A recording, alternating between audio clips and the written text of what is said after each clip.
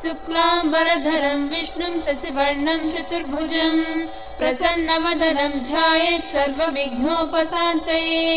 व्यासं वसिष्ठनप्तारं शक्ते पौत्रमकल्मषं पराशरात्मजं वन्दे सुखतातं तपोनिधिं व्यासाय विष्णुरूपाय व्यासरूपाय विष्णवे नमो वै ब्रह्मनिधये वासिष्ठाय नमो नमः अविकाराय शुद्धाय नित्याय परमात्मने सदैकरूपरूपाय विष्णवे सर्वजिष्णवे यस्य स्मरणमात्रेण जन्म संसारबन्धनात् विमुच्यते नमस्तस्मै विष्णवे प्रभविष्णवे ॐ नमो विष्णवे प्रभविष्णवे श्रीवैशम्पायन उवाच श्रुत्वा धर्मानशेषेण पावनानि च सर्वसा युधिष्ठिरः सान्तनवं पुनरेव व्यभाषत युधिष्ठिर उवाच किमेकं दैवतं लोके किं वाप्येकं परायणं सुवन्तकं कमर्चन्तं प्राप्नुयुर्मानवा शुभम् को धर्मः सर्वधर्माणां भवतः परमो मतः किं जपन्मुच्यते जन्तुर्जन्म संसारबन्धनात् श्रीभीष्म उवाच जगत्प्रभुं देवदेव अनन्तं पुरुषोत्तमं सुवर्णाम सहस्रेण पुरुषस्य ततोत्थिता तमेव चार्चयन् नित्यं भक्त्या पुरुषमव्ययं ध्यायन् सुवर्णमत्स्यं स यजमानस्तमेव च अनादिनिधनं विष्णुं सर्वलोकमहेश्वरं लोकाध्यक्षं सुवर्णित्यं सर्वदुःखादिगो भवेत् ब्रह्मण्यं सर्वधर्मज्ञं लोकानां कीर्तिवर्धनं लोकनाथं महाद्भूतं सर्वभूतभवोद्भवम् एष मे सर्वधर्माणां धर्मोऽधिकतमो मतः यद्भक्त्या पुण्डरीकाक्षं स वैरच्येन्नरः सदा परमं यो महातेजा परमं यो महत्तपः परमं यो महद्ब्रह्म परमं यः परायणं पवित्राणां पवित्रं यो मङ्गलानां च मङ्गलम् दैवतं देवतानां च भूतानां यो व्यापिता यतः सर्वाणि भूतानि भवन्त्यादियुगागमे यस्मिन् च प्रलयं याति पुनरेव विदुक्षये तस्य लोकप्रधानस्य जगन्नाथस्य भूपते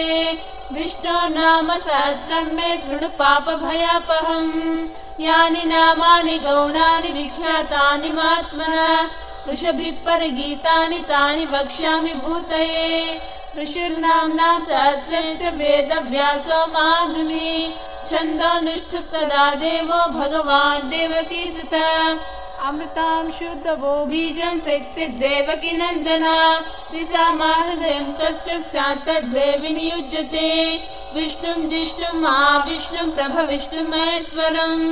अनेकरूपदैत्यान्तं नमामि पुरुषोत्तमम् अस्य श्रीविष्णो दिव्यसहस्रनाम स्तोत्रमहामन्त्रस्य श्रीवेदव्यासो भगवान् ऋषिः अनुष्ठुप् छन्दः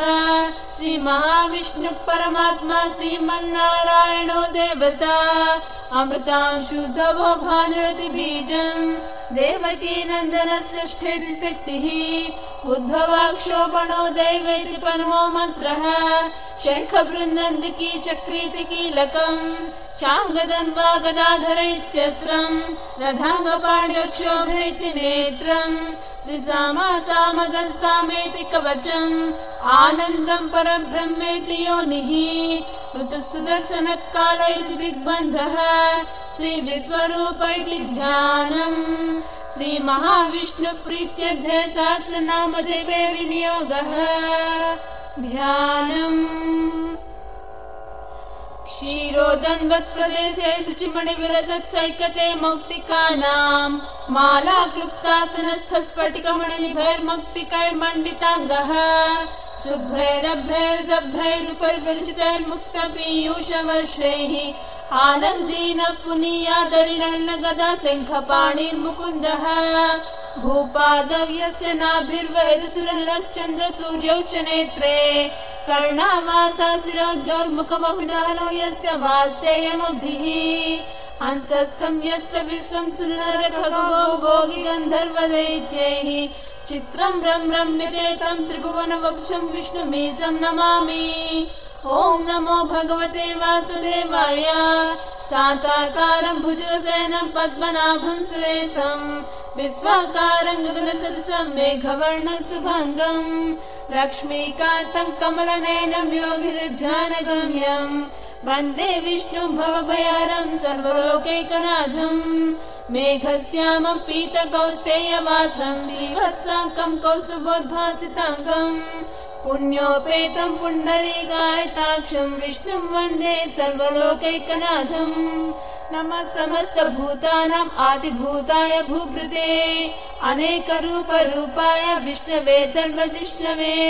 सशङ्खचक्रं सकिरीटकुण्डलं सपीतवस्त्रं सरसीरुहेक्षणं सहारवक्षस्थलशोभिकौस्तुभं नमामि विष्णुं शिरसा चतुर्भुजं छायायां पारिजातस्य हेमसिंहासनोपरि आसीनमम्बुधश्याममायताक्षमलकृतं चन्द्राननं चतुर्बाहुं श्रीवत्साङ्कितवक्षसं रुक्मिणी सत्यभामाभ्यां सहितं कृष्णमाश्रये। स्तोत्रम् हरिः ॐ। विश्वं विष्णुर्वषट्कारो भूतभव्यभवत्प्रभु भूतभृद्भावो भूतात्मा भूतभावना भूतात्मा परमात्मा च मुक्तानां परमागति अव्ययपुरुषः साक्षी क्षेत्रज्ञोऽक्षर एव च योगो योगविदां नेता प्रधानपुरुषेश्वर नारसिंहवपुः श्रीमान् केशवः पुरुषोत्तमम् सर्वस्यवस्थाणुर्भूतादिनिरव्यय सम्भवो भावनो भर्ता प्रभव प्रभुरीश्वर स्वयंभुः शम्भुरादित्य पुष्कराक्षो महास्वर अनादिनिधनो धाता विधाता धातुरुत्तमा अप्रमेयो ऋषिकेश पद्मनाभो मरप्रभु विश्वकर्मा मनुष्यष्ठस्थविष्ठस्थविरो ध्रुवा अग्राह्य शाश्वत कृष्ण लोहिताक्ष प्रवर्धन प्रभु तस्य गुग्धामा पवित्रं मङ्गलं परम् ईशान प्राणद प्राणो ज्येष्ठ श्रेष्ठ प्रजापति हिरण्यगर्भो भूगर्भो माधवो मधुसूदन ईश्वरो विक्रमी धन्वी मेधावी विक्रमक्रमा अनुत्तमो दुराधर्ष कृतज्ञ कृतात्मवान् सुरेश शरणं शर्मा विश्वरेता प्रजा भव आज संवत्स गोव्याळा प्रचय सर्वदर्शना अज सर्वेश्वर सिद्ध सिद्धि सर्वादिरच्युता विशाख प्रमेयात्मा सर्वयोग विनिश्रुता वसुर्वसुमना सच्चा समात्मा संयुत समा अमोघ पुण्डरीकाक्ष वृषकर्मा वृषाकृति रुद्रो बहुशिरा बभ्रुर्विश्वयोनिसृजिश्रवाः अमृत शाश्वतस्थाणुर्वरारोहो महातपाः सर्वगः सर्वविद्भाणुर्विश्वसेनो जनार्दन वेदो वेदविदव्यङ्गो वेदाङ्गो वेदवित्कवि लोकाध्यक्षसुराध्यक्षो धर्माध्यक्ष कृता चतुरात्मा चतुर्व्यूह चतुर्दंष्टं चतुर्भुजा भ्राजिष्णुर्भोजन भोक्ता सहिष्णुर्जगदार्जा अनघो विजयो जेता विश्वयोनिः पुनर्वसु उपेन्द्रो वामन प्रांसु अमोघ सुदुर्दुता अतीन्द्र संग्रह सर्गो धुरात्मा नियमो यमः वेजो वैद्य सदा योगी वीरः माधवो मधु अतीन्द्रियो महामायो महोत्साहो महाबल महाबुद्धिर्महावीर्यो महाशक्तिर्महाज्युति अनिर्देशो बुद्धिमान् अमेयात्मा महाधृतिक महेश्वासो महेर्भर्ता श्रीनिवास सुतांगति अनिरुद्ध सुरानंदो गोविंदो गोविदापति मरीचिद्र मनोहंस सुपर्णो भुजगोत्तम हिरण्यनाभ सुतभा पद्मनाभ प्रजापति अमृच्यु सर्वदृक्सिंहा संधाता संधिमान् स्थिरा अजो दुर्मशनस्तात्स्व विस्तृतात्मा सुरारिः गुरुर्गुरुतमो धाम सच्च सच्च पराक्रमा निमिषो निमिषस्रग्नि वाचस्पतिरुदारधीः अग्रणी ग्रामणी श्रीमान् न्यायो नेता समीरणः सहस्रमूर्धा विश्वात्मा सहस्राक्ष सहस्रपात् आवत्तनो निवृत्तात्मा संवृत संप्रमर्दन आसंवत्सको वह्नि धनिलो धरणीधर सुप्रसाद प्रसन्नात्मा विश्वभुग् विभु सत्कर्ता सत्कृतः साधु नारायणो नर असंख्येय प्रमेयात्मा विशिष्ट शिष्ट कुच्युचि सिद्धार्थ सिद्धि संकल्प सिद्धिद सिद्धि साधना वृषाहि वृषभो विष्णु वृषपर्वा वृषोधरा वर्धनो वर्धमानश्च विविक्त श्रुतिसागरा सुभुजो दुर्धरो वाग्मी महेन्द्रो वसुतो वसु नैकरूप बृहद्रूपस्य विष्ठ प्रकाशना ओजस्तेजो जिगिधरा प्रकाशात्मा प्रतापना बुद्ध स्पष्टाक्षरो मन्त्रश्चन्द्रांशुर्भास्करज्युति अमृतांशुद्भवो भानुस्तत बिन्दुः सुरेश्वरा औषधं जगतस्येतु सत्य धर्म पराक्रमा भूत भवन्नाद पवन पावनो नरा कामः कामकृत्काता काम कामप्रद प्रभु युगादि कृज्जुगावर्धो नैकमायो मासना अदृश्यो व्यक्तरूपस्य सहस्रजितनञ्जलित इष्टो विशिष्ट श्रेष्ठ शिखण्डिनो शोषा क्रोधा क्रोधकृत्कर्ता विश्वबाहुर्महीधरा अच्युत प्रेत प्राण प्राणदो वासवानुज अपामृतनिष्ठानामप्रवृत्त प्रतिष्ठिता स्कन्द स्कन्धधरो धुर्यो वरदो वायुवाहन वासुदेवो बृहद्भानुरादिदेवो पुरन्दरा अशोकस्तोरणस्थार सूर्य सौरजनेश्वर अनुकूल सदा भक्ता पद्मी पद्मनिभैक्षुणा पद्मनाभो रवीन्द्राक्ष पद्मगर्भ शरीरवृद मार्धी वृद्धो वृद्धात्मा माक्ष गरुडध्वज अतुल शरभो भीम समयज्ञो हविर्हरि सर्वलक्षण लक्षण्यो लक्ष्मीवान् समितिञ्जय विक्षरो रोहितो मार्गो हेतुर्दामोदरसः महीधरो महाभागो वेगवानमितासना उद्भवक्षोभणो देव श्रीगर्भ परमेश्वर करणं कारणं कर्ता विकर्ता गहनो गुहा व्यवसाय व्यवस्थान संस्थान स्थानतो ध्रुव परद्धि परम स्पष्ट तुष्ट पुष्ट सुभेक्षणा रामो विरामो विरजो मार्गो नेयो नयो नया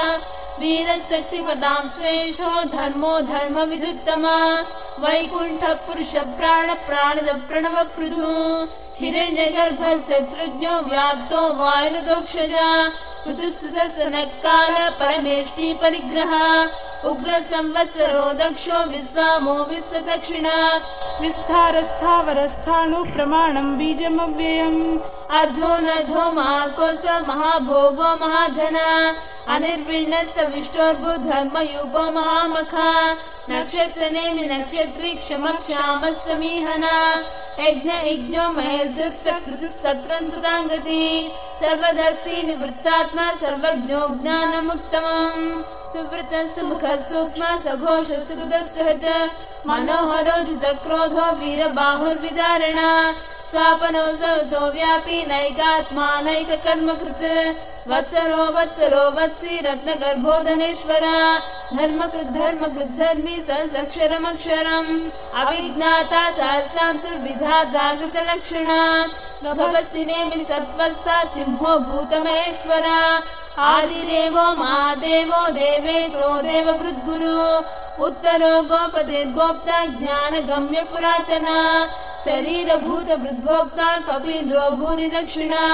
सोमपोमृत पस्सोमा पुरुजित् पुरुषोत्तमा विनयोज सत्यसन्धो दाशारसदाम्पति जीवो विनेता साक्षी मुकुन्दो मित विक्रमा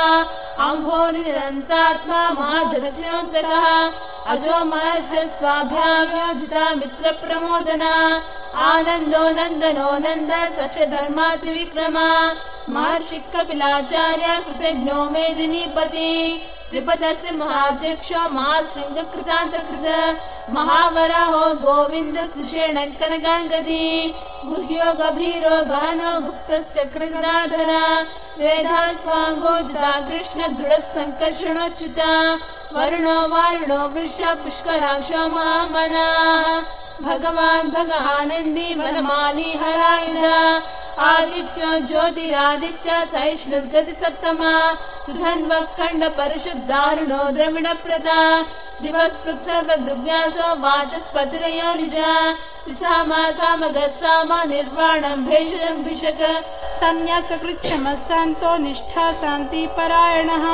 शुभांगा शांतिदष्ट कुमुद कुमदेशया गोहितो गोपदर्गोप्ता वृषभाक्षो वृषप्रिया अनिवर्ति निवृत्तात्मा संक्षेप्ताक्षेम कृच्छिवा श्रीवक्षमक्षा श्रीवासा श्रीमती श्रीमतांबरा श्रीध श्रीस श्रीनिवास श्रीनिधि श्रीविभावना श्रीधर श्रीकर श्रेया श्रीमान लोकत्रयाश्रया सक्षस्वंग सदानंदो नंद ज्योतिर्गणेश्वरा विजितात्मा विधेयात्मा सत्कीर्तिश्चिन्न संशया उदीर्ण सर्वतश्चक्षुरणि सर्वतः स्थिरा भूचयो भूषणो भूति विशोक शोकनाशना अर्चिष्मानच्युत कुंभो विशुद्धात्मा विशोधना अनिरुद्धो प्रतिरथ प्रद्युम्नो मित विक्रमा कालनेमि निहावीर सौर सूरज जनेश्वरा त्रिलोकात्मा त्रिलोके सकेश वक्केश हरि कालनेमि निहावीर सौर सूरज जनेश्वरा त्रिलोकात्मा त्रिलोके सकेश वक्केश हरि कामदेव कामपालक कामी कांत कृतागमा अनिर्देश विष्णु वीर्यो नंतो धनंजय ब्रह्मण्यो ब्रह्मकृत ब्रह्म ब्रह्म ब्रह्म विवर्धना ब्रह्मविद ब्राह्मणो ब्रह्मी ब्रह्मज्ञो ब्राह्मण प्रिया महाक्रमो महाकर्मा महातेजा महारगा महाक्रतु महायज्वा महायज्ञो महाहवि स्तव्य स्तंभ प्रिय स्तोत्रम स्तुति स्तोतारण प्रिया पूर्ण पूर्णयिता पुण्य पुण्य कीर्तनामया मनोजवस्थित करो वसुरेता वसुप्रदा वसुप्रदो वासुदेवो वसुर्वसुमनाहवि सद्गति सत्यति सत्ता सद्भूति सत्परायण शूरसेनो यजुश्रेष्ठ सन्निवास सुयामना भूता वासो वासुदेव सर्वसुनलयो नला दर्पा दर्पदो धृतो दुर्धरो धापराजिता विश्वमूर्तिर्महामूर्तिर्दीप्तमूर्तिरमूर्तिमान् अनेकमूर्तिरव्यक्त सतमूर्तिसतानन एकोनैकसमक्कं यत्तत्परमनुत्तमम् लोकबन्धुर्लोकनाथो माधवो भक्तवत्सला सुवर्णवर्णो हेमाङ्गो वराङ्गश्चन्दनाङ्गदी वीरा विषमशून्यो घृतासीरुचलश्चला अमानी मानदो मान्यो लोकस्वामी त्रिलोकधृत सुमेधा मेधजोदन्या सत्यमेधाधरा तेजो वृषोदितर सर्वस्य स्रवृताम्बरा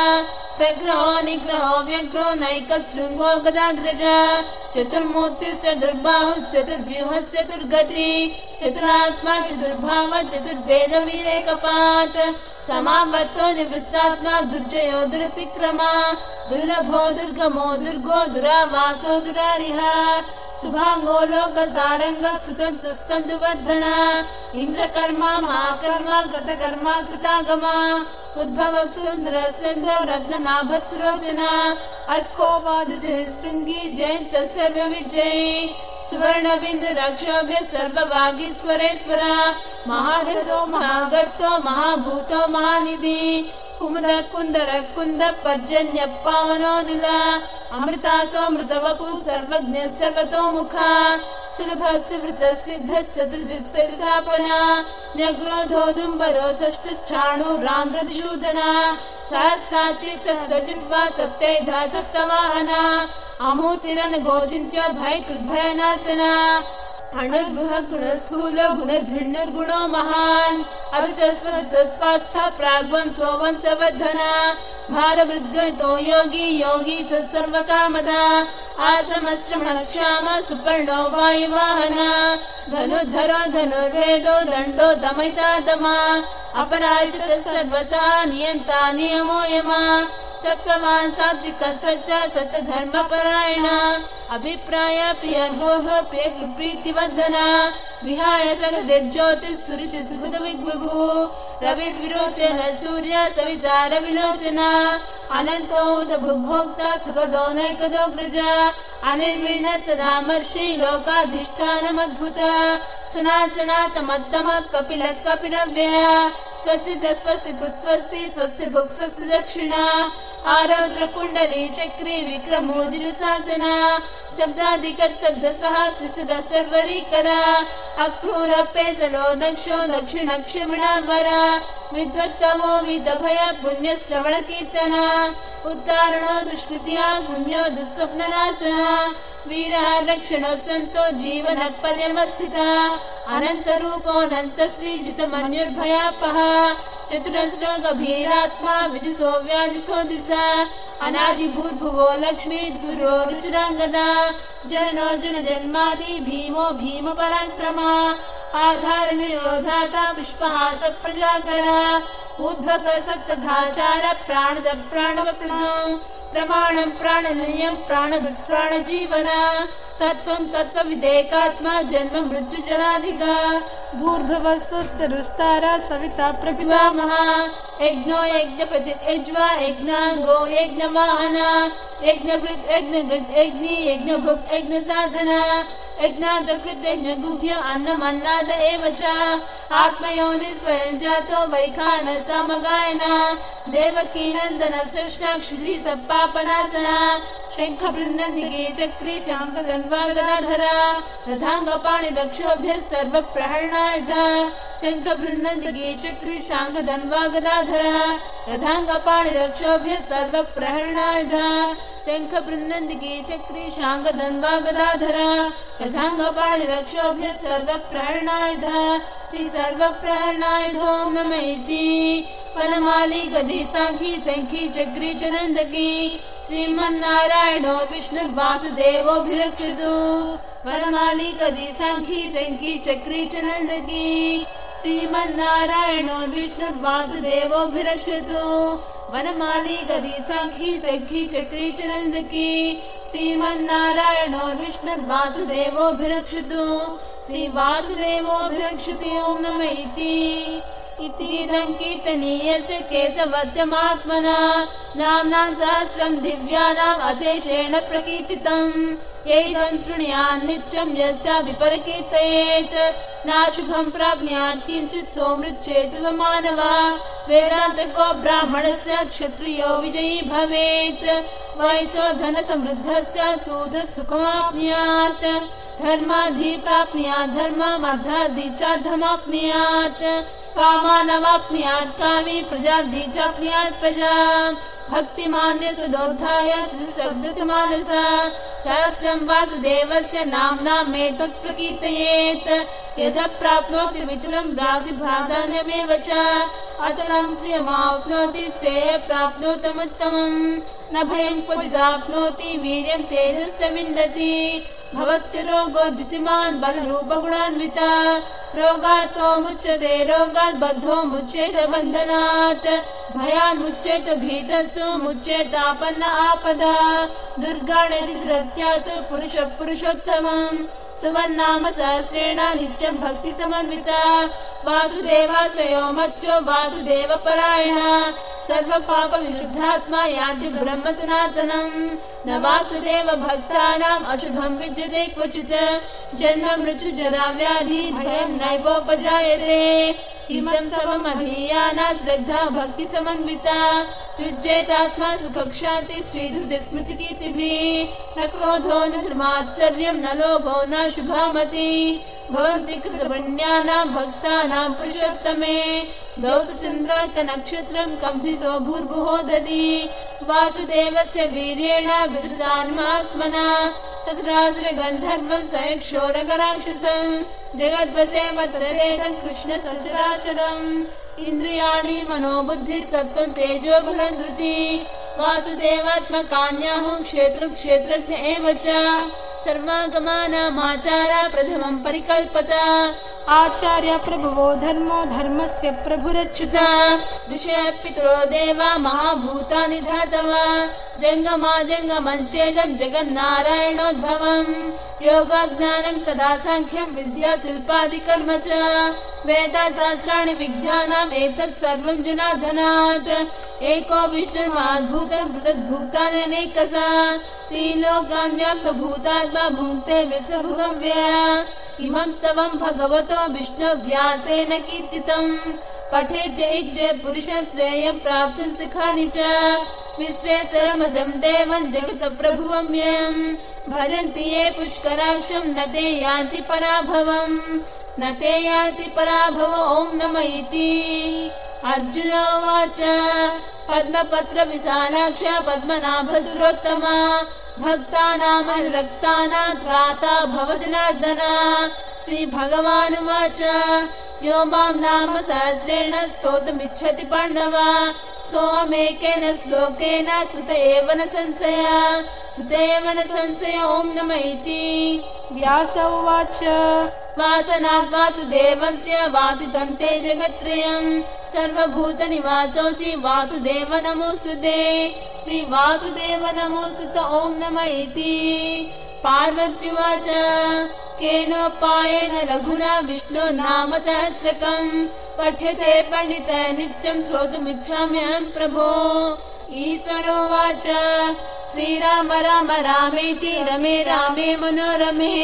सहस्रनाम तत्तुल्यं राम नाम वरानने। श्रीराम राम रामेति रमे रामे मनोरमे